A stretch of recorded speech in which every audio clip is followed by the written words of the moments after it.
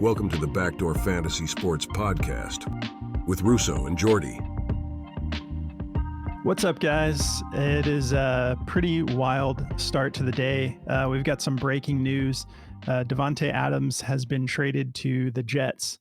It looks like, according to Adam Schefter, the Jets are giving up a conditional third-round pick that can improve to a second-round selection based on Adams' performance. Let's see. Took a couple of weeks, but the two sides finally figured something out that made sense for everyone. So is it just the pick that they're... I'm sure the Jets have to pick up his contract, right? Sure, yeah. Yeah, they'll pick up his contract.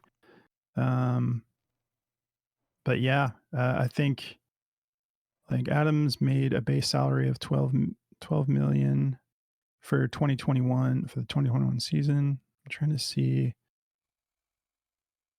The Raiders signed him to a 5-year, $140 million contract as part of the trade, including nearly $66 million guaranteed.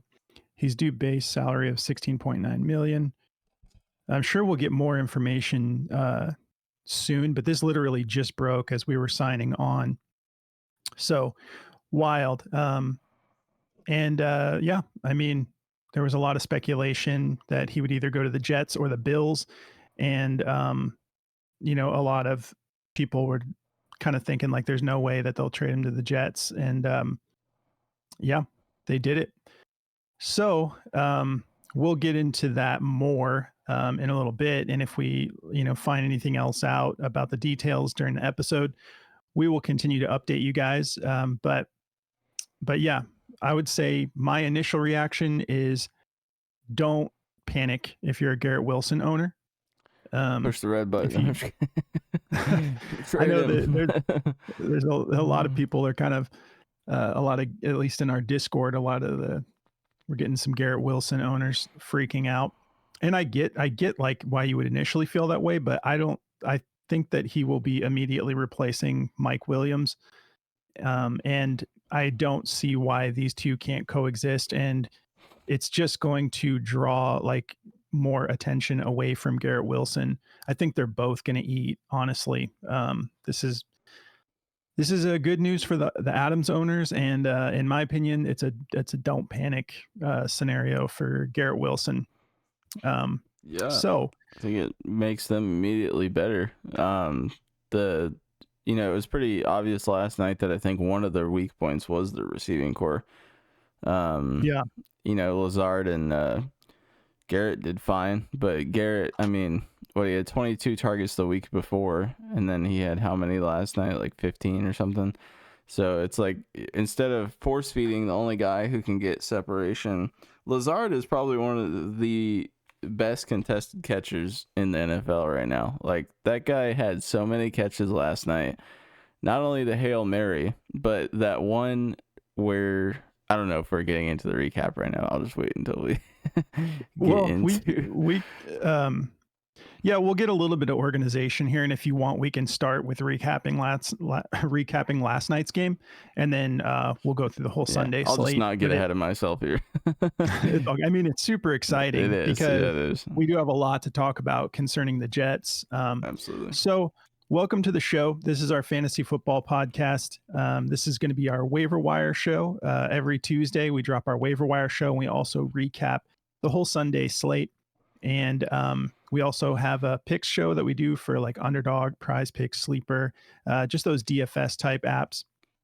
If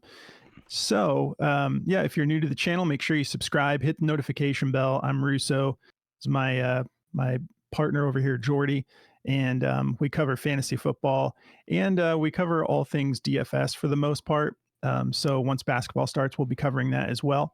But make sure you give us a like if you enjoy the content, if you're a regular viewer. And then also, if you have any fantasy football questions or props questions, just drop us a comment. We get back to everybody. And then you can also follow us on X if you wanted to some people were asking about where can they screenshot their lineups and send it to us about start sit or trade type stuff.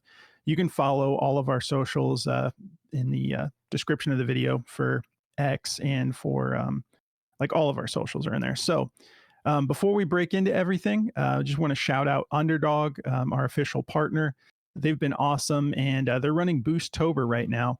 So every single day they add a boost token that you can apply to any slip you like. There will be more promos coming as well. But yeah, for the month of October, you can add boosts everywhere from like 30% up to like I've seen over 50%. So you make a slip you're really digging, throw that boost token on there, and you can get an even higher multiplier. And then they also have really killer best ball tournaments. So if you guys want to sign up for Underdog, use code Backdoor. You'll get up to $1,000 in bonus cash with your first deposit, and you'll get a free pick to help you cash your first slip. There's a link in the description if you guys want to check that out. And then we're also partnered with Sleeper. So if you guys haven't signed up for Sleeper picks yet, definitely take advantage of their deposit match. If you use code BackdoorFS, you'll get 100% deposit match up to $100. And they've been really upgrading their DFS platform as well. So definitely jump in there, diversify the platforms you're on. All right, so let's start with this Jets game. Then we can get back into this news about Devante. Sweet. So what were you saying before we went through? I was saying, yeah, I mean, I was just saying that I thought Lazard was one of the better contested, catchers in the league. That was really impressive last night. How many snags he had where he didn't even see the ball. I mean, there was that one that Rodgers threw and he was falling backwards and the guy was literally right in front of him and it just skimmed by the guy's leg and he was able to snag it without even really seeing where the ball was. It was just really impressive from Lazard. It made me realize how talented that guy actually is. He's not like a high volume guy, but the plays he does make are very impactful. And I think last night it was just, he had a lot of those. But, man, that was a vintage Aaron Rodgers game for sure. I mean, if Greg Zuerlein didn't miss 2 chip shot field goals, they win that game. And that was a rough night for kickers in general. Yeah. Like apparently that wind, man, I didn't even hear much word about the weather. And then all of a sudden, like an hour before the game, they're like, winds, between 15 and 20 miles an hour. I'm like, what? When they missed those kicks, though, the wind was only 5 miles an hour. Like, if you looked at the flags weren't even moving. That's what me and Bobby were watching the game together, and it was like the flags were like almost, they weren't even straight out. They were just kind of like hanging down a little bit. But there's like a little vortex on that part of the field, at least on one side. I'm watching the replay right now of the one that that Tyler Bass missed, and you can see the flags were actually like they'll be down and not doing much, and then there'll just be a gust here and there. But yeah, I mean, I think that was clearly the wind was definitely affecting, because they would have some that like looked spot on and it was just hooking last minute. But anyways, yeah, Alan Lazard, part of it is this history he has with Aaron Rodgers. We see this from all sorts of wide receivers, like Devante Adams. He did not have a good rookie year. Like he was not considered this high elite prospect coming into the NFL. And as he developed with Rodgers, he turned into a monster. Alan Lazard has all that experience with Rodgers. Last night going on 7 targets, 6 receptions, 114 yards, and a touchdown. That Hail Mary was just so perfectly put, because you see a lot of times with Hail Marys, these guys are just trying to make sure they get the distance. Sometimes they'll overthrow, sometimes they'll throw it, and it's like catching the backside of the end zone, and they catch, even if they catch the ball, they have trouble going out of bounds. But Rodgers laid it right in there. It was pretty funny because I was just talking crap right before that play. I was like, every time Rodgers has done a Hail Mary, I was literally just saying this to my brother and Bobby, who I was watching the game with. I was like, every time Rodgers throws a Hail Mary, I was like, it's always an insane catch by the receiver as well, and that always gets overlooked by the fact that Aaron Rodgers was able just to get the ball there. And my brother was like, it's not that. It's where he puts the ball for these guys to go get it. And then literally 5 seconds later, that happens. And I was like, okay, well, I just ate my words right there. Because that is the truth. I mean, it's not only are they good catches, I do believe the receivers play a big part in it. Because every time you do see a play like this, the receiver's making a heck of a grab. But you couldn't have put the ball anywhere else. I mean, it's going right where his hands are, and it's like on the right side of the defender. It was a beautiful ball for sure. It was, yeah. And any Hail Mary, there's like 8 to 10 guys in there, so it's like it's going to be 1% chance you're coming down with it.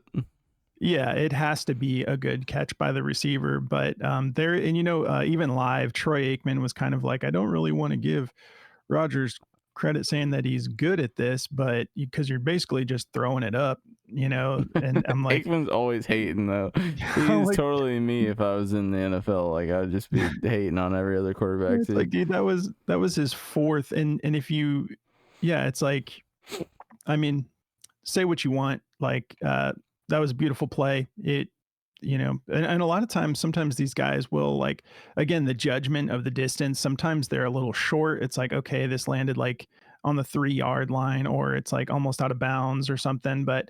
And obviously there's a little bit of luck involved, but that was beautifully executed. Pretty wild way to end the first half.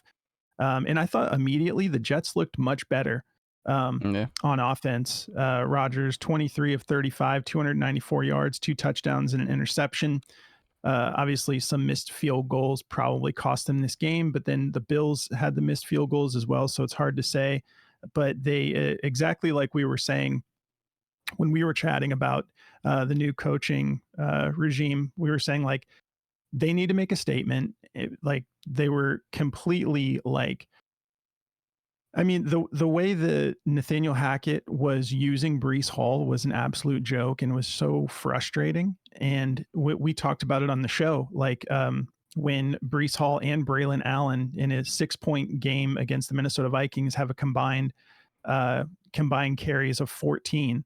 Yeah, it's like, what are you doing? And so he comes out, establishes Breece, 18 carries, 113 yards. He looked awesome.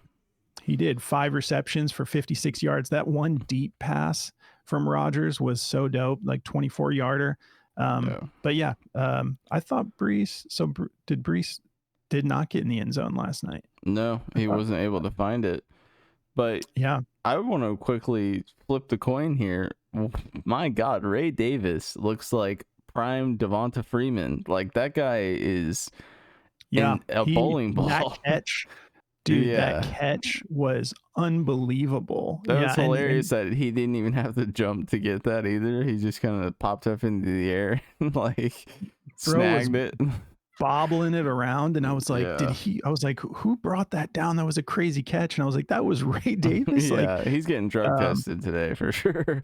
That dude was doing it all.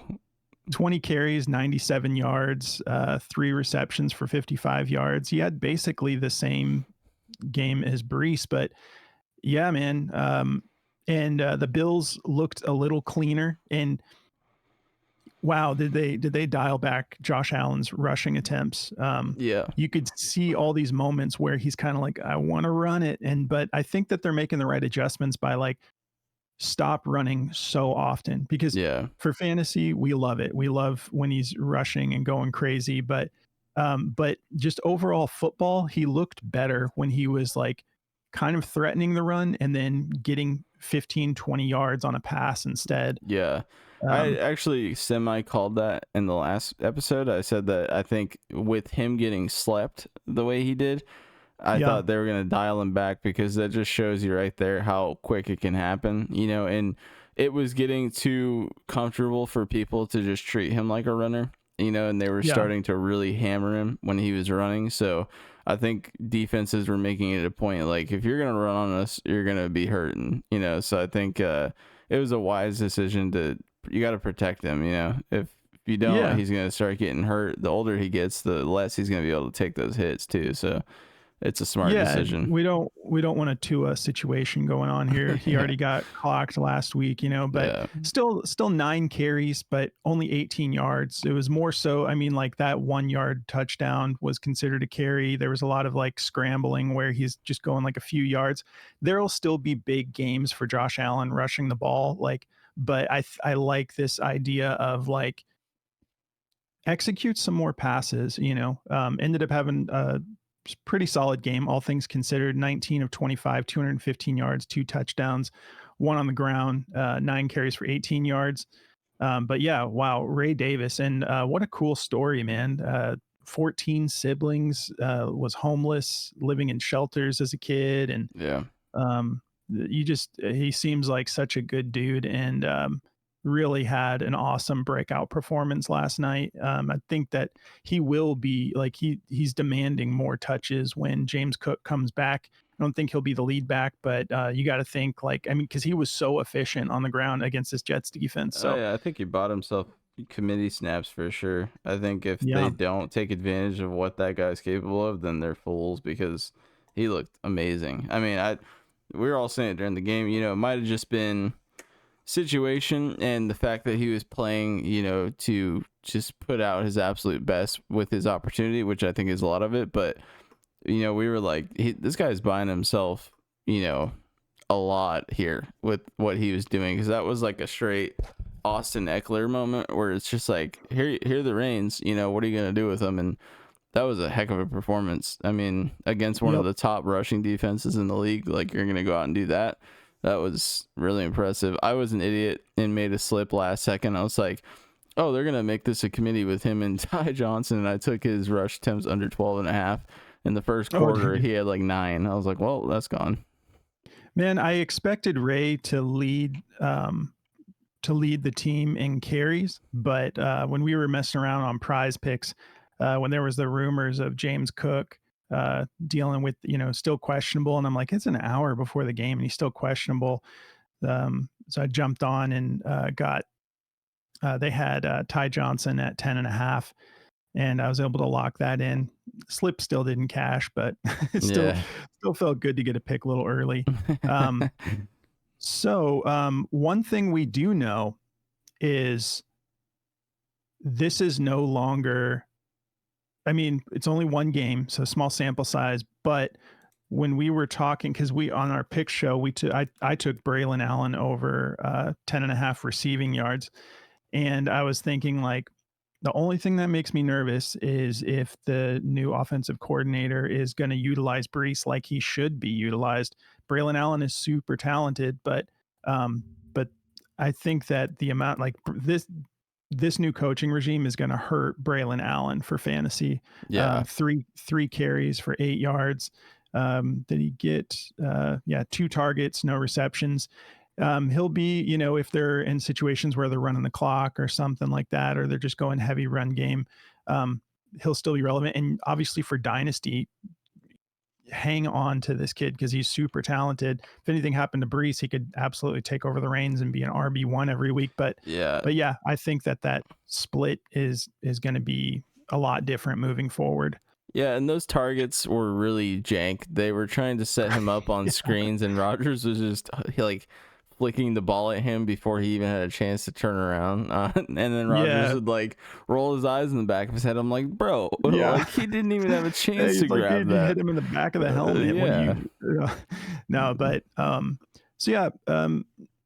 Bills end up walking away with it 23-20. They improved to 4-2. The Jets are now 2-4. So let's jump into the rest of these unless you have anything else to cover for that game. No, man. I think that's it. All right.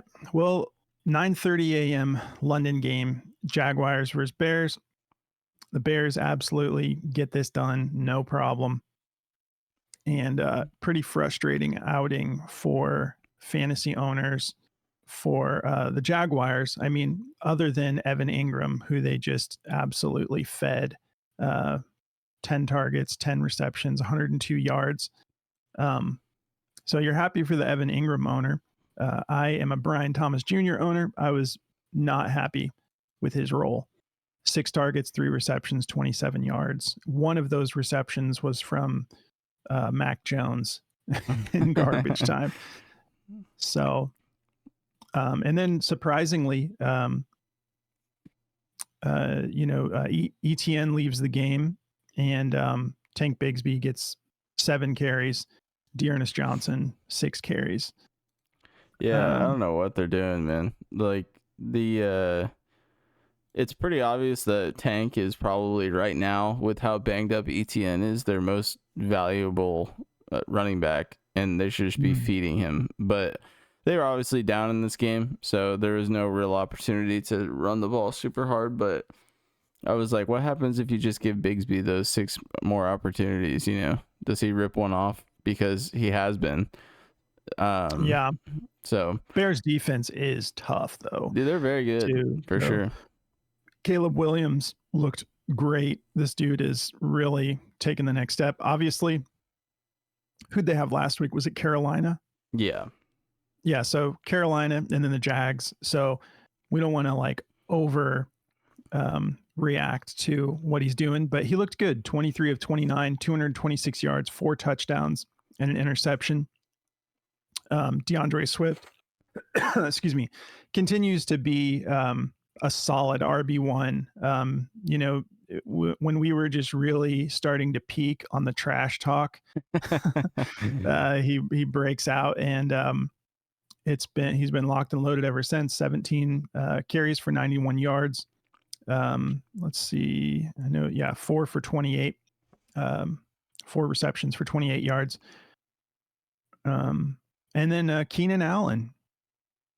Things are looking good for Keenan Allen owners. Getting those 2 touchdowns, 5 receptions, 41 yards, 2 touchdowns. Cole Kmet, 5 receptions, 70 yards, 2 touchdowns. I think the writing was on the wall for Keenan. He if you had watched the Bears games, we've been really paying close attention to the Bears because it's kind of a hot fantasy topic. Like, okay, how good is Caleb really?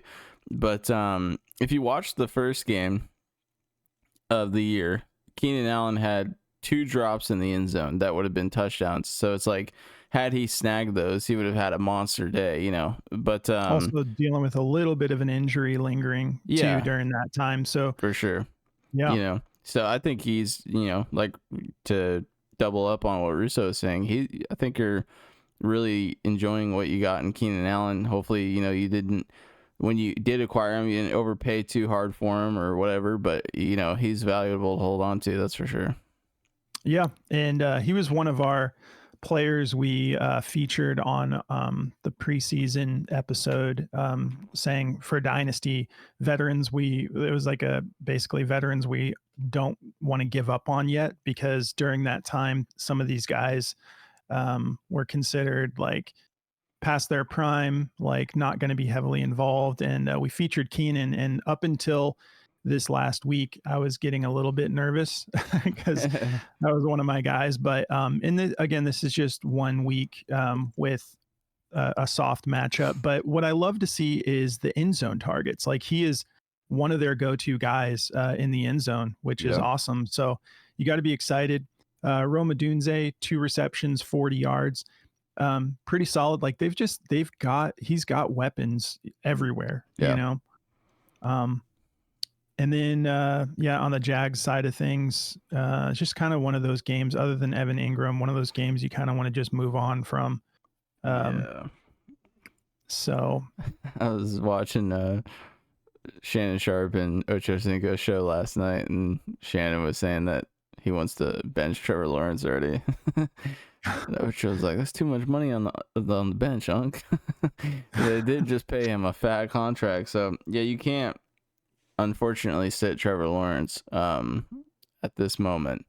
But if he does go down, fantasy, for fantasy you can. Yeah, no, I'm talking like the organization, for sure. Like, you can't really afford to. If he goes down and gets hurt and Mac Jones lights it up, that's a different story. But that's a massive deal that they give. Yeah, and it's not the time.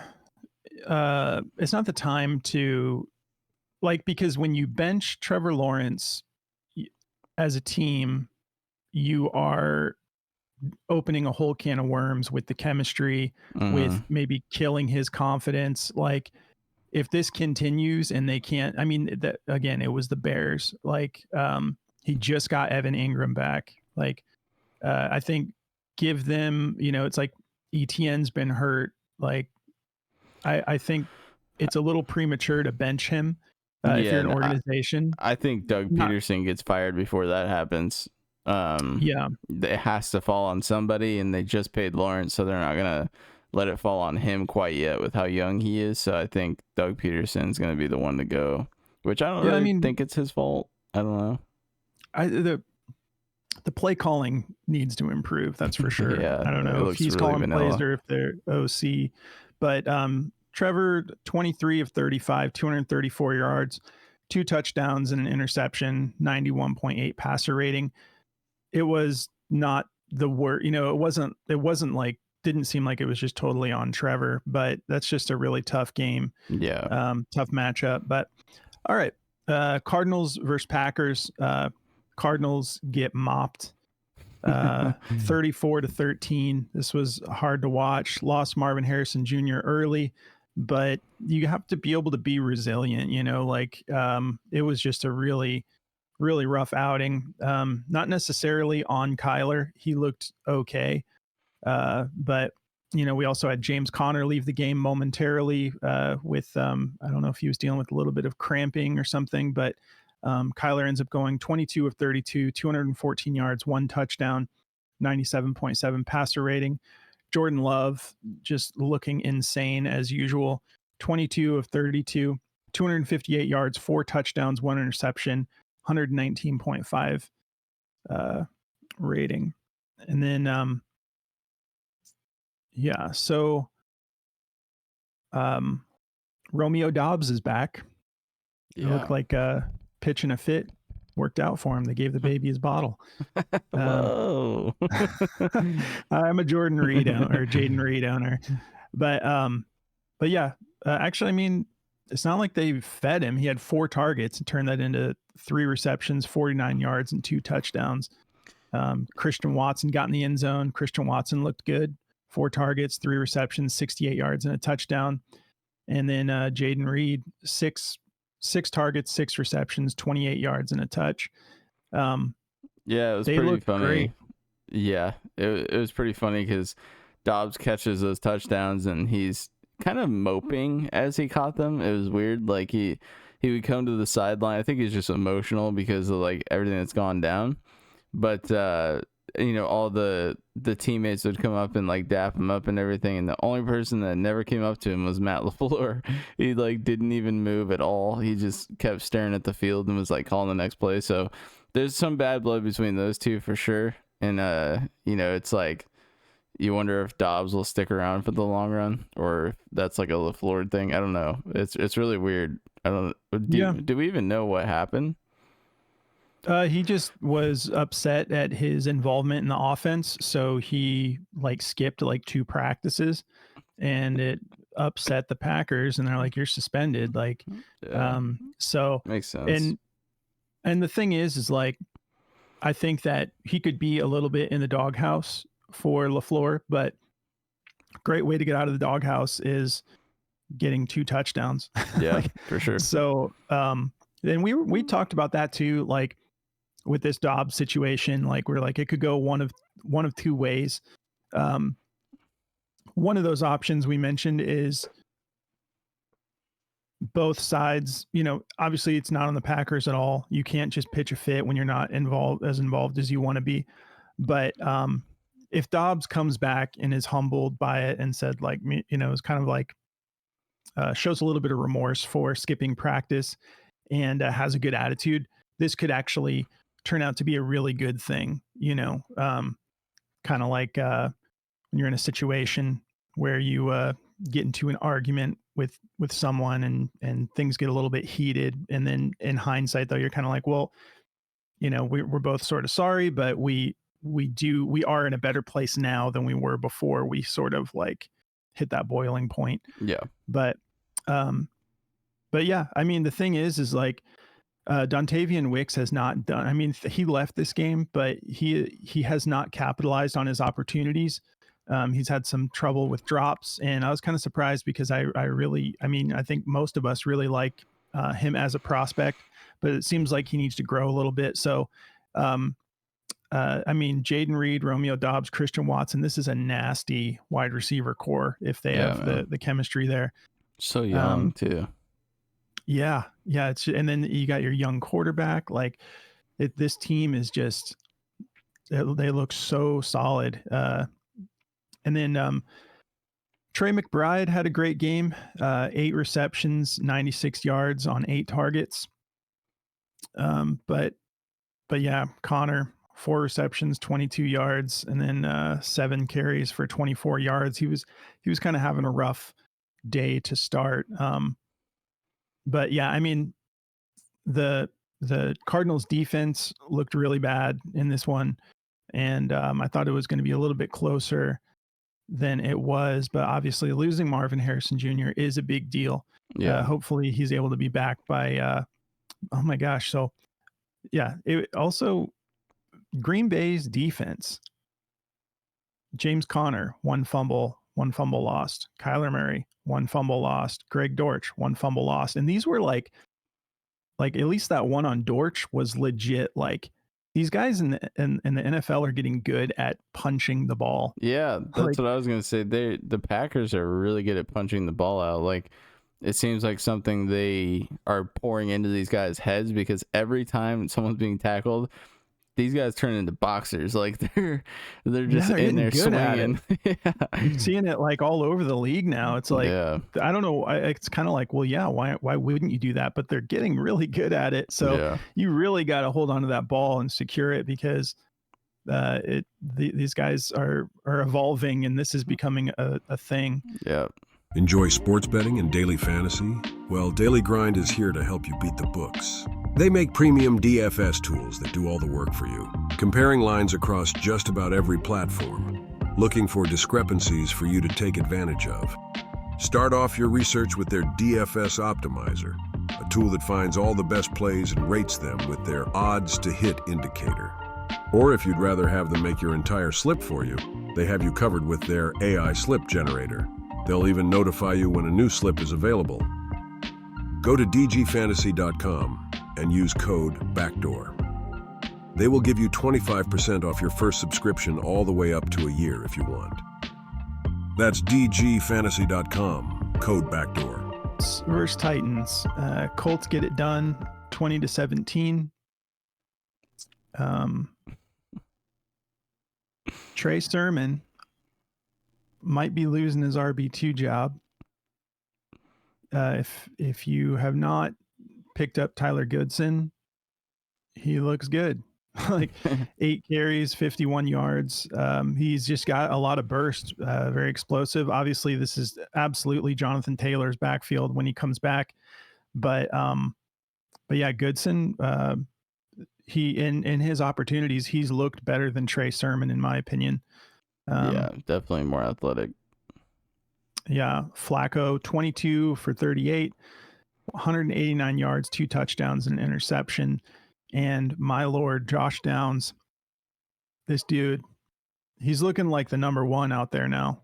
I know we don't have like a totally healthy Michael Pittman, but Downs, man, as long as Flacco's back there, 9 targets, 7 receptions, 66 yards, and a touchdown.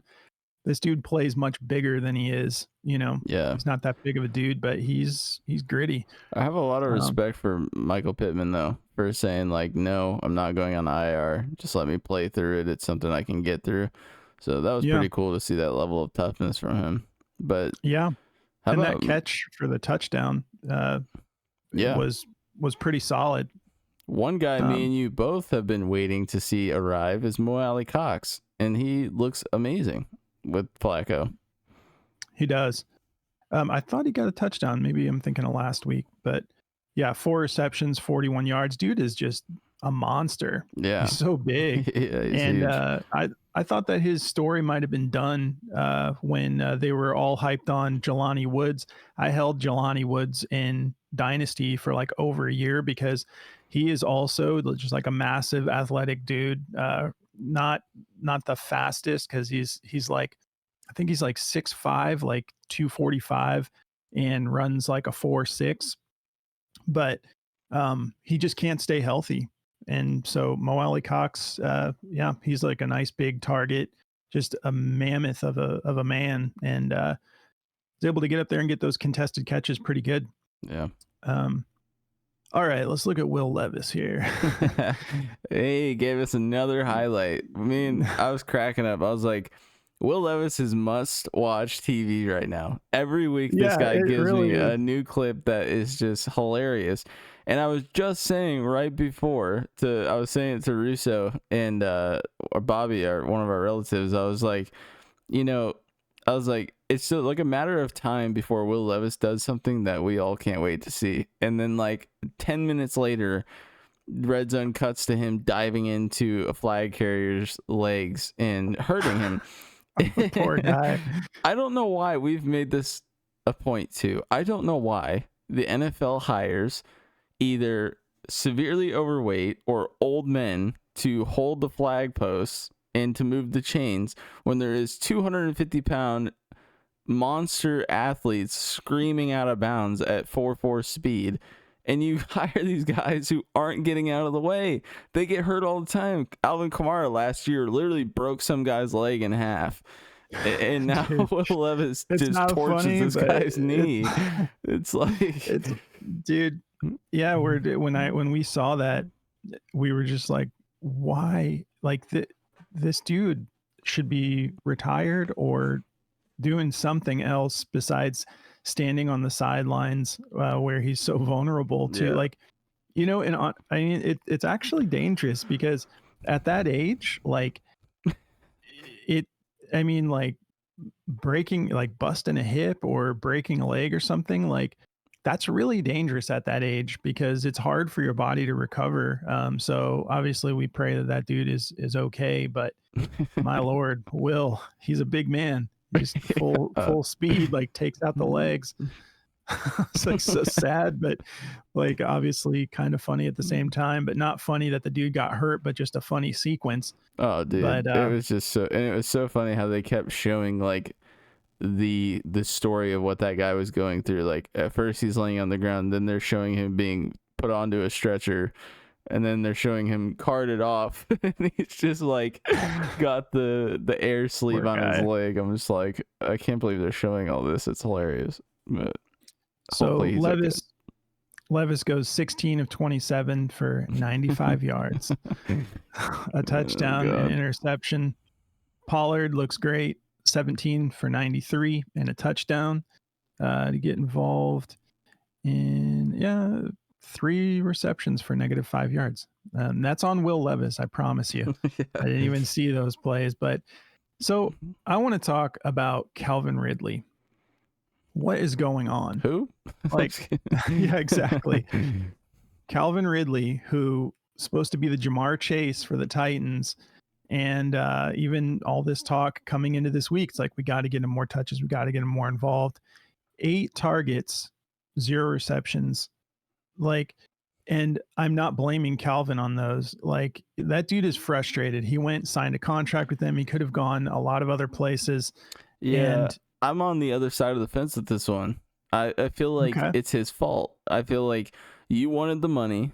You took the contract where you knew it was either going to be Will Levis or Malik Willis as your quarterback. You knew you were going into a situation with a horrible quarterback, no matter who it was. And you took the extra money, and now you're crying, poor me, because you have a lot of extra money in your pocket, because no one else is going to give him that contract. I think maybe not quite that high, but I think plenty of teams would have been happy to get Calvin Ridley after the year he had with the Jaguars, showing so much. Sure, yeah. Like, I don't think no one else would have given him the 19 million that he's making. Like, it was, I think the next closest deal they said to him was like it was like 14 million, but it was like a contender team. So I don't know. So yeah, I mean, but that still doesn't mean you can't be frustrated with the way you've been utilized. You know, like Will Levis is my quarterback too. I'd be frustrated.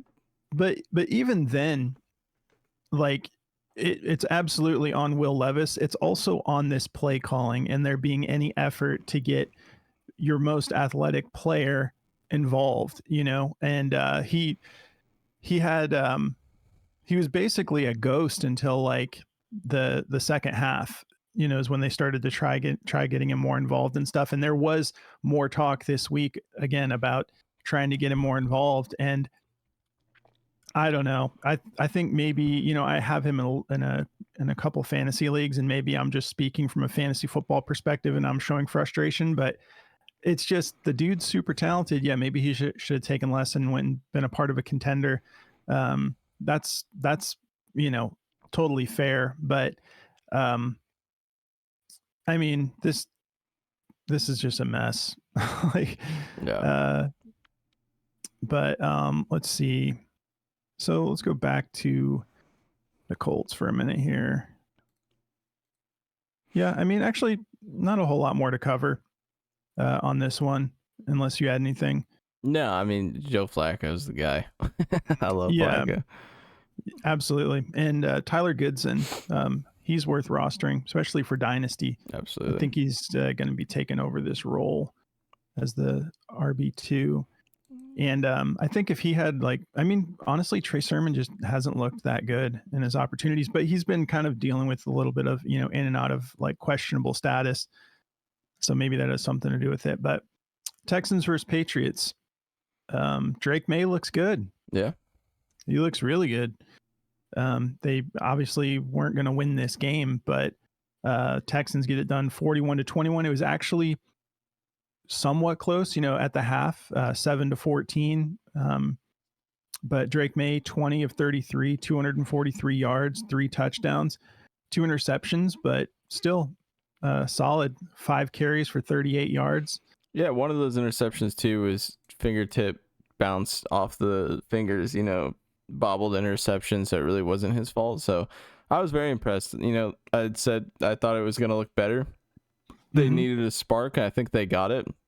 They didn't obviously get the win. If they would have beat the Texans, this would have been the topic of the day, and yeah, absolutely. That was my hot take of the week. Missed on that one. I kind of figured I would, but I was trying to kind of stir the juju in Drake May's direction, hoping for something crazy there. But it was really fun. I enjoyed seeing that a lot. I mean, there was a lot of pieces on the Patriots that looked way better. I mean, Demario Douglas had a massive game. Hunter Henry looked really good again.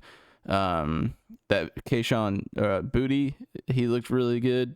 So a lot of exciting things. Jalen Polk, the guy I really wanted to see involved, he's just not looking like he's getting much work. And it's, I don't think it's a quarterback thing. I think it's just maybe his production level is just not, he's not getting open enough. I'm not sure what it is. I really haven't paid too much attention, but the talent's there. I think that he just needs to develop that a little bit. For sure. He has flashes, but he's going to be good for sure. But yeah, my Lord, Demario Douglas, 9 targets, 6 receptions, 92 yards and a touchdown. Yeah. Booty, 3 receptions, 59 yards and a touchdown. Then Hunter Henry, who was also on that episode of Veterans to Not Give Up On, which was like that episode was specifically for Dynasty. But yeah, I mean, Drake May, the main takeaway is they looked way better. So I think this is a great switch, and I think he did a great job in his first start. For sure. All things considered. CJ Stroud, 20 completions, 31 attempts, 192 yards, 3 touchdowns and an interception. Joe Mixon, 13 carries, 102 yards and a touchdown. Man, he looked so good. Yeah, still looking really good. Damian Pierce looked good. 8 carries, 76 yards and a touchdown. Yeah. They were just getting it done. Stephon Diggs had a good game. 6 receptions, 77 yards and a touchdown. He's looks like a great fit for this team. And then Tank Dell returns, 7 receptions, 57 yards and a touchdown. Yep. Oh, Mixon had another one through the air. 2 receptions, 30 yards and a touchdown. Yeah, Mixon had a monster game. Yeah, he's so good. He's just very old school with it. Like, he's just the guy who as soon as he gets the ball, he's looking to run somebody over. Like, he's super physical runner. Really fun to watch. I've always liked Joe Mixon for sure. He's always been fun to watch. Yeah, this dude has a chance to be the RB1 at the end of the season if he keeps this up. I mean, Derrick Henry's probably taking that this year. Derrick Henry has more touchdowns than like multiple teams in the NFL. Yeah, like 24 teams. Yeah, that's crazy. Yeah, more rushing touchdowns. He's a freak. So yeah, things are looking up for fantasy for Hunter Henry. Kayshon Booty. I always say Booty, but it's actually Booty. Giving it a little flair on his name. Yeah, I just didn't think his name was actually pronounced Booty, but it is. Let's go. All right, let's move on. All right, Buccaneers versus Saints. Wow, a lot to talk about with this one. I was actually nervous starting Baker this week, and boy, was I happy I did. 24 of 36, 325 yards, 4 touchdowns, 3 interceptions, but still, dude put up a monster game. Spencer Rattler looked awesome in his first game. I thought, like, for a rookie starting his first game, I thought he looked pretty good. He had a little bit of a slow start, but then he found his rhythm. And to me, the most important takeaway for Rattler is he looked comfortable. He looked like he's got the composure to be a starting quarterback. 22 of 40, 243 yards, 1 touchdown, 2 interceptions. Yeah. Tough game for him too, because right at the beginning of this game, Chris Olave gets knocked out and has to leave the game. He got speared in the helmet, which was a blatant helmet to helmet that they did not call. The guy lowered his head right into the temple of his, and Olave like fell down and tried to get back up and kind of fell back down. But so he was throwing to Foster Moreau, Juwan Johnson, and Bubba Means. Bub Means. That dude looked good. I was super stoked. I was like, who is this guy? He has a hilarious name, but the dude looked really good. He looked really fast and great hands. So yeah, got in for a touchdown, 5 receptions, 45 yards, and a touchdown. Yeah. But good Lord, Sean Tucker. Yeah. That dude looked really good. 14 carries, 136 yards, and a touchdown. 3 receptions, 56 yards, and a touchdown. Yeah, this is going to get interesting. I mean, Rachaad White could be back this week. He's not supposed to be out for long. But they've got 3 running backs, and I haven't seen Rachaad White look as good as either of these guys did in this game. If I'm a Rachaad White owner, I'm fab dumping for Sean Tucker. Like, absolutely. Yeah, especially for Dynasty. Yeah. Like, we hate talking about it because Jordy and I are in the same Dynasty league, but we were high on Tucker coming into the league. It was last year, and yeah, my brother had him, and now he's on the waiver wire. Yeah, I put him on his radar, and he went and snaked him. His brother just snakes any players he knows I want in drafts, but yeah, so Sean Tucker, I think especially for Dynasty, is worth a pretty penny to go and get. And it doesn't mean that he's going to like deliver elite numbers for you the rest of this season. But if anything happens to Rachaad again, you've got probably a locked and loaded RB2 at least. Yeah. Obviously that can change, but he looked really good. He looked explosive, and just went absolutely nuts.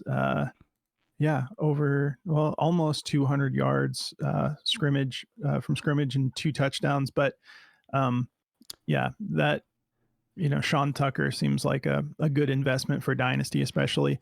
Dude, what were you gonna say? So I was just gonna say one thing that I picked up on was just how ready the Buccaneers look for a playoff run with how their defense is performing. Like, their defense is so locked in right now. It was kind of a tough game, but man, their defense is looking really good. Like, they've got a couple injuries too, but they're to me, like, seeing what they're doing with a busted up D line, and they're still able to get I think they had 6 sacks. I know it's Spencer Rattler and he's young, but really good performance from their defense too. Yeah. Still allowed 27 points, but and that was all, and they scored all 27 in the second quarter. Yeah. Was there like a pick 6 or something? No, Rashid Shaheed returned a punt for a touchdown. Oh, that's right. Yeah. So yeah, Kamara got one, and then Shaheed housed one. Did he? Yep. Like, it'll be in returning. Punts returned, Rashid Shaheed. Oh, okay, yeah. 25 yards. Yeah. That's all on a punt? Like, that's kick return, punt return, 2 returns for 56 yards for a touchdown, it says. Oh, okay. Gotcha. I was looking at the wrong thing. All right. So yeah, Kamara, 13 carries, 40 yards and a touchdown. 5 receptions for 24 yards. Not really his best game. Yeah. Tough game though. That's always a fun matchup between the Bucs and the Saints. Yeah. Bucs looked great. Looked like they could just do whatever they wanted. Chris Godwin, 13 targets, 11 receptions, 125 yards and 2 touchdowns. Yeah. Good Lord. Monster performance. Mike Evans only performs well when he's sitting on my bench. So that was fun. I lost this week again, so my dynasty year is slowly falling into the trash can. Thank you, Nico Collins. What do you have? 3-3 or 4-2? 4-2. So. Oh yeah, so not that bad. I'm climbing out of the dumps, man. I just improved to 3-3. Okay, we can move on. I don't think there's anyone else to cover on that one. But yeah, Sean Tucker, that's the pickup of the week for Dynasty. Yeah. And then we have the Browns versus the Eagles. Kept it closer than I was expecting. 20-16, Eagles come away with it. Weird outing for Barkley, it seemed. 18 carries, 47 yards, and 2 receptions for 7 yards. But I mean, the Browns defense is pretty solid. They were supposed to be one of the best defenses in the league. And I think that they dealt with a little bit of injuries and they're kind of getting back to form. But Deshaun Watson. I was going to say the biggest thing they're fighting is their quarterback. Guy absolutely sucks. The only player that is below Will Levis, Deshaun Watson. And he's making insane amounts of money. Yeah, it really, honestly, every single week I get a little bit agitated thinking about that contract, and it shouldn't bother me. But well, he's it's playing just like us out there, so it should bother you. I mean, the guy, like, okay, quick breakdown of what Deshaun Watson did: 16 for 23, 168 yards, no interceptions, no touchdowns. Ground game, 4 carries for 17 yards.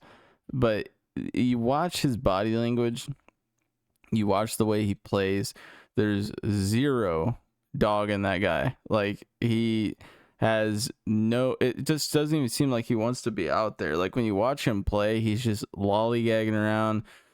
He doesn't want to get up off the ground when he gets tackled. Like, his body language is so bad, and it's not a talent thing on the offensive side. It's not like he's throwing to nobodies. I mean, the dude's got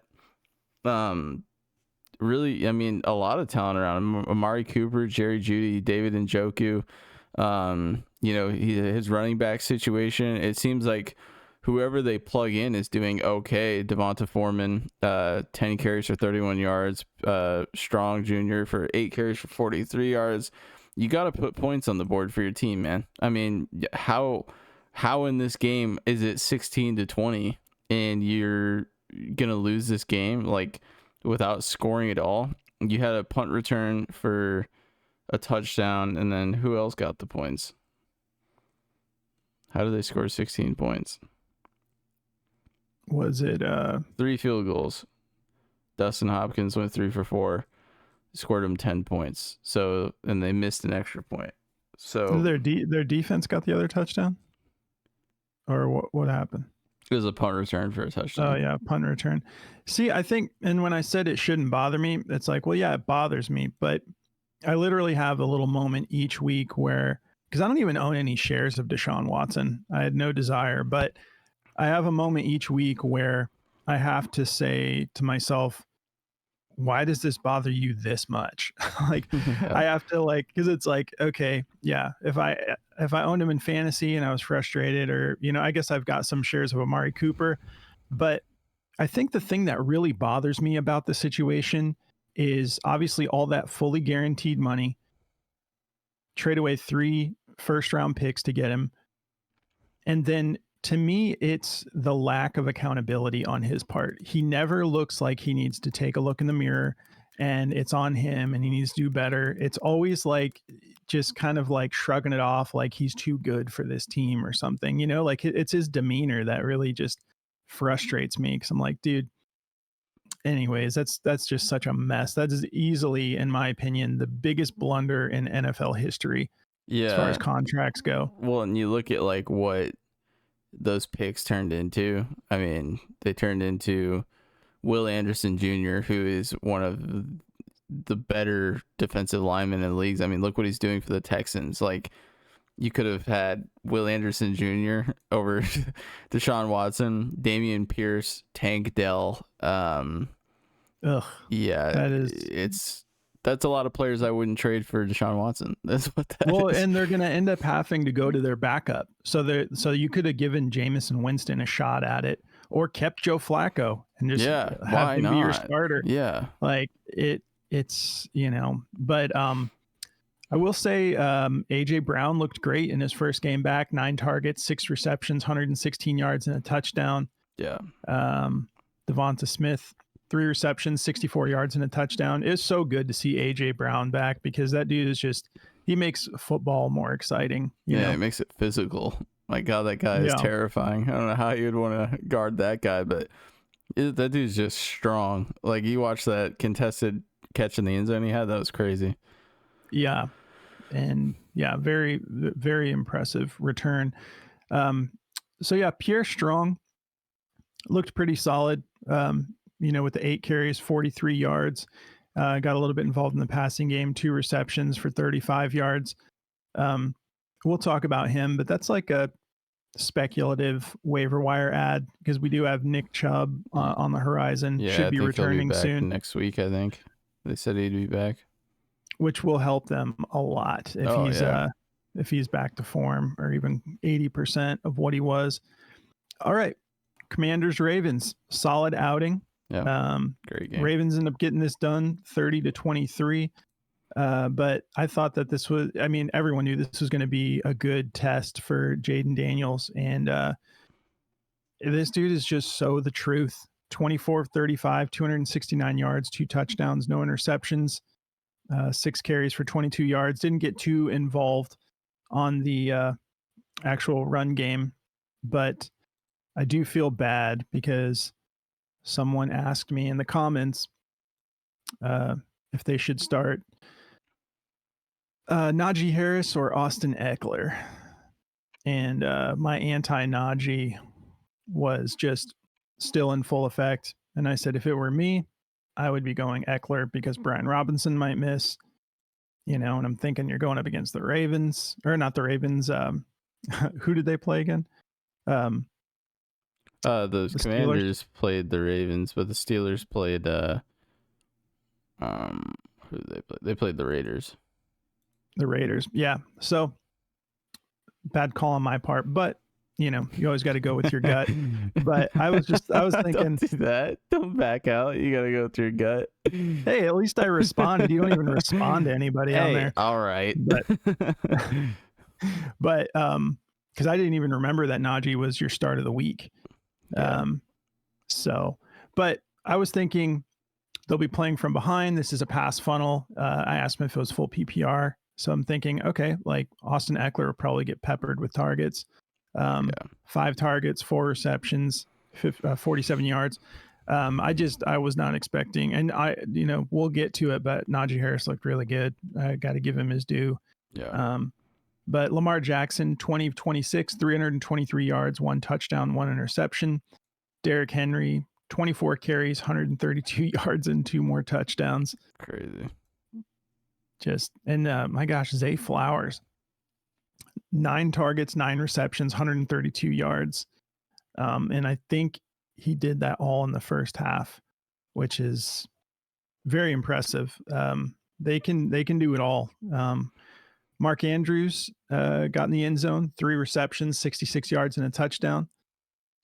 This is going to just be, this is such a roll of the dice on which tight end to start for this team for fantasy.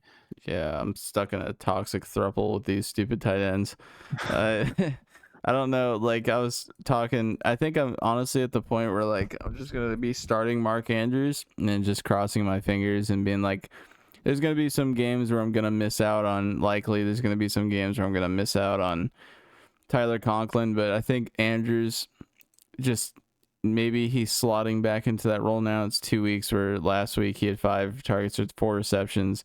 This week, 4 targets for 3 receptions. So I think finally he's starting to get work back in. Maybe he was still just hurt.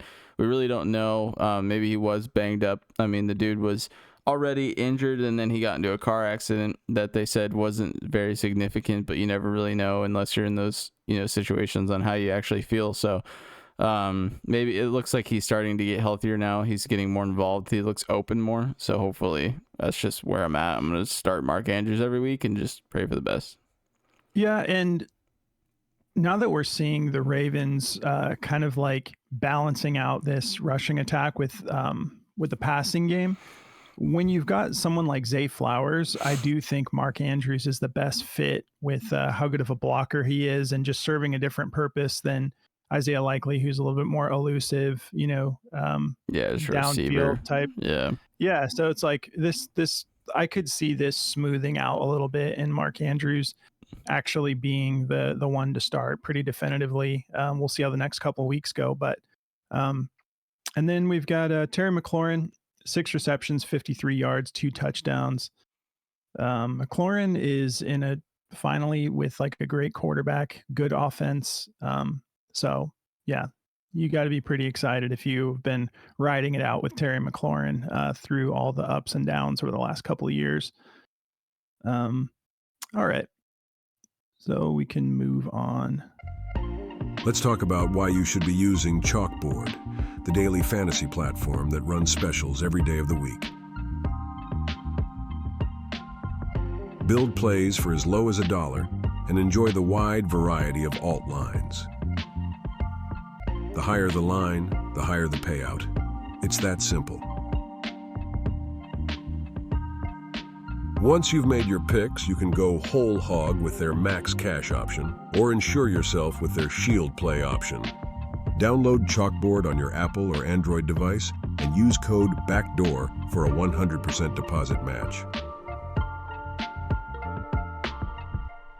All right, so Steelers, Raiders. Steelers get this one done, pretty much controlled the whole game.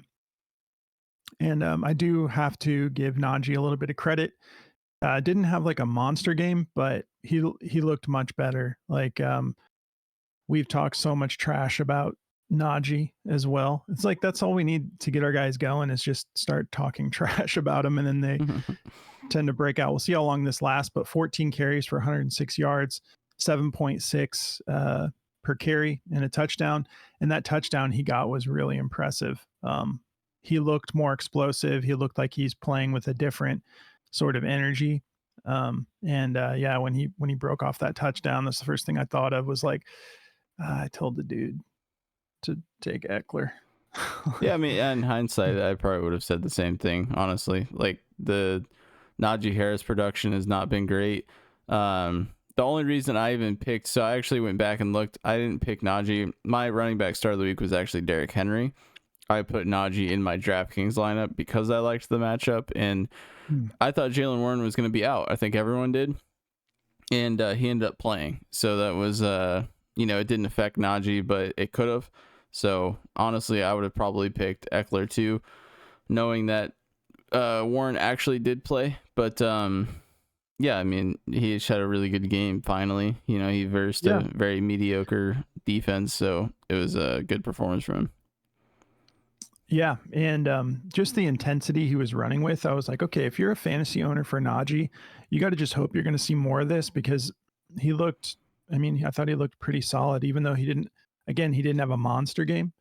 But yeah, Justin Fields, 11 carries, 59 yards, and 2 touchdowns on the ground. 14 of 24, 145 yards. Alexander Madison getting a lot of usage. Didn't get a whole lot done on the ground. 14 carries, 33 yards, and a touchdown. 5 receptions, 32 yards. But he's looking like the back to own on the Raiders. Brock Bowers, 9 receptions, 71 yards. This team, Brock is obviously a killer talent. You're stoked if you got him in Dynasty, and he's like a reliable start every week for redraft too. But yeah, this team is just, I guess maybe they're just going into full rebuild now. They got rid of Adams. Yeah, there's a lot of rumors of them trading Crosby for capital, which, maybe, he's definitely not super young anymore. He's not old, but if you're going into straight up rebuild and you're tanking to maybe possibly try to snag like a Shedeur Sanders and Travis Hunter stack somehow, if you could muster up 2 first-round picks like that, sure, go ahead. But they're talking about trading him to the Lions. If that's actually his destination, that would be crazy. Aiden Hutchinson next year alongside Max Crosby with what they already have going on would just be ridiculous. But, for Max Crosby, that'd be amazing. Yeah, and they could use it because Aiden Hutchinson, I hope he's okay. That looked pretty gruesome, though. Yeah, I don't think he'll be back this year. Yeah, I doubt it. But all right, let's keep it rolling here. Let's skip the Cowboys recap. We'll talk about it. Let's see. So, Cowboys versus Lions, 47-9. Cowboys. This was rough. I was thinking about this because I'm like, when you have a team that is supposed to be in their window, this hurts even more than like my Cardinals got dominated by the Packers yesterday too, but they're not necessarily in their window. They're just like putting things together. But this is rough, man. Dak, 17 of 33, 178 yards, no touchdowns, 2 interceptions. And then Cooper Rush comes in at the end, 8 of 46, no touchdowns, 1 interception. Zeke led the team in carries, 8 carries, 17 yards. Rico Dowdle, 5 carries, 25 yards. CeeDee Lamb, 7 receptions, 89 yards. Jalen Tolbert did not do as well as I thought he would. I thought that he would actually have a good game, but 4 receptions, 43 yards. Dowdle, 5 receptions, 30 yards. On the opposite side, just a monster game from everybody. Jared Goff, 18 of 25, 315 yards, 3 touchdowns, no interceptions. David Montgomery and Jahmyr Gibbs with the exact 50-50 split in carries, 12 each. Montgomery goes for 80 and 2 touchdowns. Gibbs goes for 63, which honestly, it's kind of wild because Jahmyr Gibbs is talented and he's solid. But here we are in year 2 and he's not taking over this backfield. He's actually losing that battle to David Montgomery. So you're probably a little frustrated if you're a Gibbs owner, because this was supposed to be like the year he steps up, and the back half of the season we could start to see more of that, but they haven't really needed him. I'm sure if they're in situations where they're trailing, which doesn't seem to be the case very often, then maybe he's more involved, but he's still delivering for you for fantasy. But David Montgomery is absolutely the back to own. in for this team. And they just extended Montgomery, gave him another contract extension the day before the day of the game. So, I mean, that would, things aren't getting better for Gibbs in this situation. And I feel the same way as a Bijan Robinson owner. Tyler Allgeier's getting a lot of work again, and Bijan had a good game, but yeah, it's just kind of like, man, both of these running backs are guys that we drafted high to be these elite backs, and they've got the talent, but the opportunity might not be there this year to be truly elite. Let's see. And yeah, Goff was just dishing. Jamison Williams, 3 receptions, 76 yards and a touchdown. Sam Laporta, just 1 reception, but for 52 yards and a touchdown. Perfectly drawn up play. And then Amon-Ra St. Brown, 4 receptions, 37 yards and a touchdown. And Tim Patrick is looking good. It's crazy. It's like they literally just keep adding pieces that they somehow figure out a way to make them somewhat fantasy relevant. Like, I know Tim Patrick isn't going to be on your radar to start, but if you're like absolutely like in a pickle with bye weeks and stuff, and you need just like a flex, like 3 receptions for 68 yards, it seems like his role is expanding a little bit more each week. And he did that on 3 targets. So yeah, pretty solid. This is a really frustrating game to watch, obviously, but I think one of my biggest takeaways from this game is just how uncoached our team feels. Like, it just feels like a coaching problem, and our defense is really bad right now. Our offensive line is really horrible. Our run game is horrible. There's just a lot of holes in our team, and there's, it's frustrating because we have so much money tied up in, Dak and CD, and it's just like, I don't even know. Obviously, we don't have Micah Parsons right now. We don't have DeMarcus Lawrence. So there's just there's a lot of pieces to the defense that we need back that really help out. We don't have what's his name? Deron Bland. There's just a couple pieces that really matter on the defensive side, but the offense has got to figure out a way to score. I mean, my God, we can't have Brandon Aubrey scoring all of our points in a game like this. You got to go and at least get a touchdown and make the game competitive in some sort of way. But I don't even know where to start. Like, our run game needs to be addressed. I don't know how much worse it could be. Just put in Dalvin Cooks and see what he could do. Like, why is he still just sitting on the practice squad not doing anything? If he's that much worse, I'd be surprised. But yeah, it's just, I don't even know where to start. It was just a horrible game. The Cowboys look horrible. That was a very discouraging game. I think McCarthy's on the hot seat now for sure. Yeah, because that was like a soul-sucking performance. Yeah, like where do you even start with that game? Like, it was all bad. So yeah, where do you even take away from that game?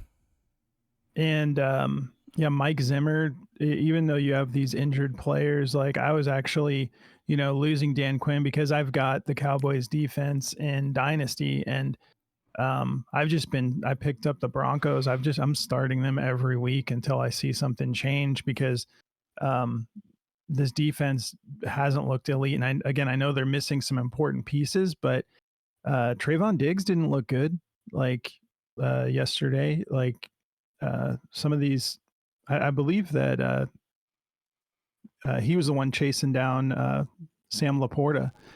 And yeah, it's just like a lot different than what we've seen in the past. So I won't make Jordy talk about this game any longer. Got him to open up a little bit. But yeah, I think Mike McCarthy, it's like, we'll see, man. There's a lot of rumors with Bill Belichick or Rex Ryan. I would love Rex Ryan. I would prefer to have Rex Ryan. I feel like he's either of those guys. Yeah. Bill Belichick obviously would be awesome, but Rex Ryan, I think, is very defensive minded and a smart coach. So I would love to see what he's got left in the tank, but McCarthy's got to go. Yeah, he's got to be in the hot seat at this point. All right, Falcons, Panthers. Falcons dominate this game. 38-20, all run game, just ran all over them. Cousins 19 of 30, 225 and a touchdown. And then you've got Tyler Algier, 18 carries, 105 yards and a touchdown. Bijan Robinson, 15 carries, 95 yards and a touchdown. Yeah, kind of frustrating. I'm hoping that it was just because Bijan was a little bit questionable, but Tyler Algier he's good. We've talked about this in the past. Like, unfortunately, he's good enough to be a starter somewhere. So this could be like sort of a thorn in the side of Bijan Robinson owners. We'll see. To start the season, they were just feeding Bijan. But again, the only hope we have is that they're being very careful when there's a little bit of this injury going on. He had like a little bit of like hip soreness, I believe, or maybe hamstring. But we'll see. That's if we go into next week and Bijan is completely healthy, good to go. Because Bijan looks great. Like, he looks awesome. But Tyler Algier looks great too. So I think you're just stuck in a David Montgomery Gibbs situation right now with those two. Yeah, because they're both it feels that same way. And honestly, this is even Kenneth Walker, Zach Charbonnet type situation too. But Zach Charbonnet's not taking over that role. That's the difference. But yeah, just in the sense of like these backs where it's like Zach Charbonnet should be a starter somewhere, Tyler Algier should be a starter somewhere, and Gibbs should be a starter somewhere. Yeah. So it's like, but as a team, obviously it makes sense because feed both of these guys. But I mean, if it was this kind of usage every week where you've got 33 carries between the two of them, I'm okay with that. Let's see, Bijan, did he get involved in the passing game? 3 receptions, 10 yards. Tyler Algier, 1 reception. Drake London, 6 receptions, 74 yards, got the touchdown. Kyle Pitts is looking pretty consistent through 2 weeks now, getting a little bit of opportunity there. So Deontay Johnson, 6 receptions, 78 yards, and a touchdown on 10 targets. Another solid outing. Looks like things, will continue to be good for Deontay as long as Dalton is the starter, I think. Yeah. And then Chuba Hubbard, just been a solid every week volume play, 18 carries, 92 yards. Has been playing great. 5 receptions, 11 yards. So like, we'll see when Jonathan Brooks gets back what this is going to look like. But Chuba is making the best case he can to still be getting usage, so we might see a split backfield for a little bit. All right, let's keep it rolling here. I can hear that car alarm again, so it clearly wasn't mine earlier. All right, Bengals versus Giants. This game was hard to watch because it was just like all defensive, like just sort of shutting everything down on both sides. The Giants defense is really looking solid. Yeah. Sexy Dexy. He had a solid game. Yep. Let's see. So Joe Burrow, 19 of 28, 208 yards, no touchdowns. Got the one on the ground.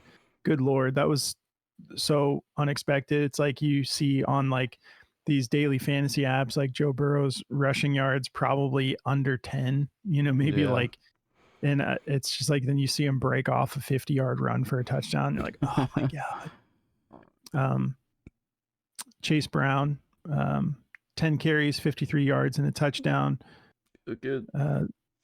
Zach Moss, I think, is still, he was questionable to play. So yeah, it's not like that's just Chase Brown taking over, but T. Higgins is looking solid week to week. 7 receptions, 77 yards. Jamar Chase, 5 receptions, 72 yards. And then Andre Yosevach, this kid's good. Yeah, he is. Like, he's definitely locking in that wide receiver 3 role. And honestly, with the way T. Higgins is playing right now, I don't think we can just immediately assume he's not going to be a Bengal next year. because he does make a big difference with this offense. So that was kind of like been the narrative, is just that like he's gone after this year, but I think he's making a case for them to have to really consider, like, can they make this work by paying him too. Darius Slayton, he's been looking great while Malik Neighbors is out. And I kind of hope once Malik comes back, it's not just like, let's give Malik 20 targets game. I know you Malik fantasy owners want to see that, and I don't blame you. But the Giants are kind of figuring things out. This game was pretty close for most of the game. Darius Slayton, 6 receptions, 57 yards.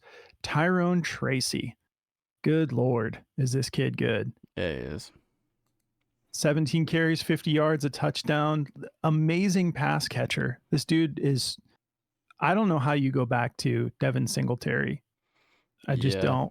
Converted wide receiver. So the dude's hands, he's been catching the ball his whole life. So that helps when it comes to just getting him immediately involved in the pass catching. I think he went 6 for 6. So the dude is very, very consistent when it comes to catching the ball. Really big playmaker though. Like, you looked at the way he moves and like his agility and his side to side movement, like he's very, very good. So yeah, I think Singletary, who's always been just like you have him, use him kind of guy. I think Tyrone Tracy definitely gives you that juice. I think, they'll work them both in, but I think Tyrone Tracy should see the majority of the work. Yeah. And I mean, he wasn't super efficient on the ground, 17 carries for 50 yards, but he's definitely going to have more of an expanded role when Singletary comes back. Like, maybe Singletary is, running a little bit, getting a few more carries, but you can't not have this kid on the field. Like, he just looks too good. So you get Malik Neighbors back, and your boy Theo Johnson looked good too. Not a whole lot of opportunities, just 3 targets, but when you see him out there, he should be the tight end 1 on that team. And I think he's pretty much established that, but the massive dude. Yeah. And like, the future looks bright for both of these guys. And you called these guys early, Tyrone Tracy and Theo. Yeah. So props, man, because those guys, they're looking really good. Just random, but I clicked on Theo Johnson. He's actually the same age as me, and he's born in February as well. Look at that. Oh, wow. That's a little trippy. And he's also a curly-headed dude, so maybe that's me in a past life. Maybe I'm a giant athletic football player. I'll go with that one. Sounds good. Wan'Dale Robinson, 5 receptions. Honestly, this 5 receptions, 50 yards. This team looks like they could. I mean, they're 2-4, but they're looking better. Like, and like, it started when Malik Neighbors got out, but this defense is coming to life. And you want to hear something daunting though? Is their schedule doesn't get any easier. They got the Eagles, the Steelers, the Commanders, the Bucks, the Cowboys, the Saints, the Ravens, the Falcons, and then the Eagles. So they could not win another game. I think they could beat the Cowboys. I hate to tell you. Yeah, I don't think Cowboys. So. And I mean, they went into Seattle and beat Seattle. They're doing this all without Malik Neighbors. So if they can keep this up, I mean, their defense is looking much better these past couple of weeks. So I think they could beat the Steelers. I think they could beat the Cowboys. I think they could, maybe have a close game against the Eagles. We'll see, but they're trending up right now when some of these teams are kind of like hit with a bunch of question marks. But let's see how the Cowboys look once they get their fully healthy defense. Right. But I was very impressed with this defense. Let's see. How many sacks did they get?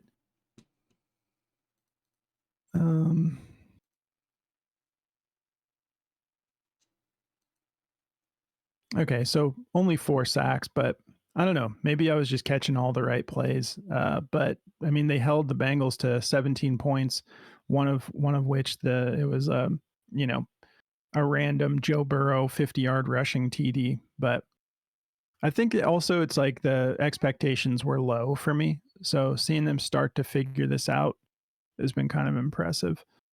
What else we got? All right. Did we cover the Bills in depth?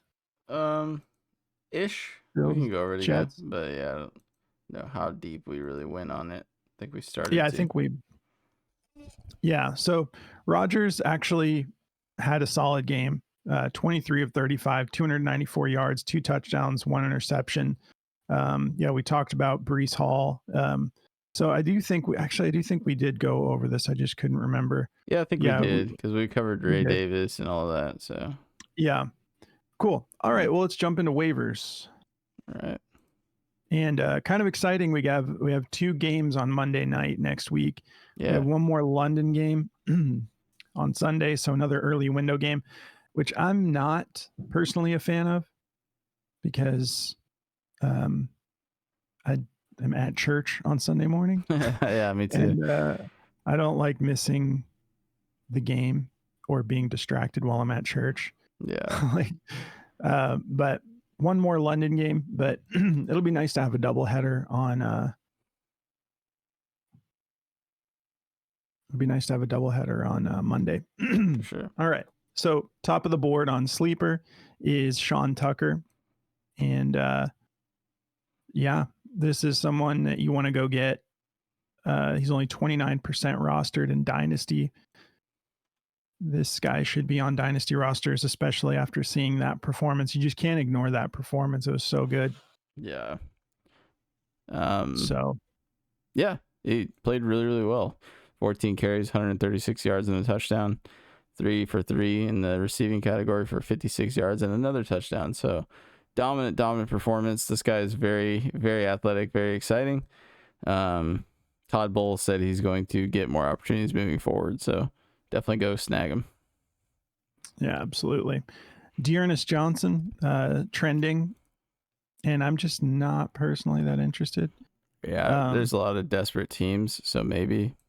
But Tank Bigsby, that's his role. So stay away, Dearnest. Yeah, I mean, earning nothing. Let's see. What's the situation with ETN? Considered week to week hamstring. So yeah, I'm not interested in Dearness Johnson. This could also just be trending because ETN did play. I was going to say maybe people were just going and rostering him, but it's not like, he's especially for Dynasty, he's 28 years old.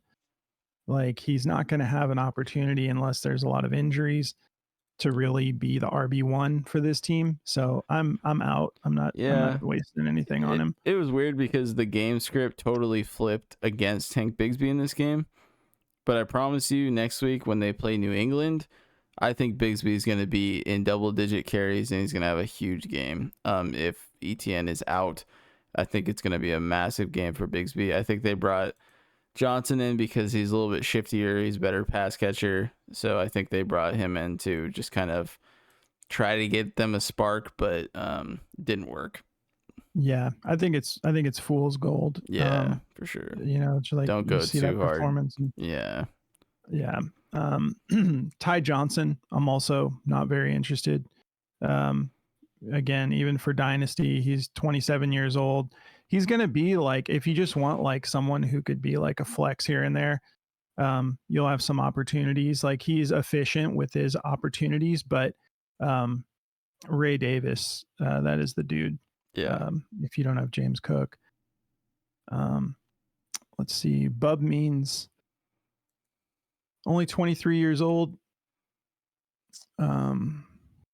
5 receptions, 45 yards and a touchdown. They are, if you need a wide receiver, this might be worth throwing a little bit at because I think both Rashid Shaheed and Olave got banged up in this game. So we'll have to wait and see like what their status is, but he's young. So if you want to take a little like deep stash for Dynasty, there's not a whole lot this week that I'm going crazy on, Yeah. For redraft, there have been a decent amount of people who in redraft dropped Romeo Dobbs because of the situation going on there. So if he's available, go get him. Like of course. that's someone I would pay a decent amount for. Because I think, he's solid. He'll be a starter, and he's on a great offense. So definitely keep an eye out. Let's see. Cole Kmet's available. Only 72% rostered for redraft.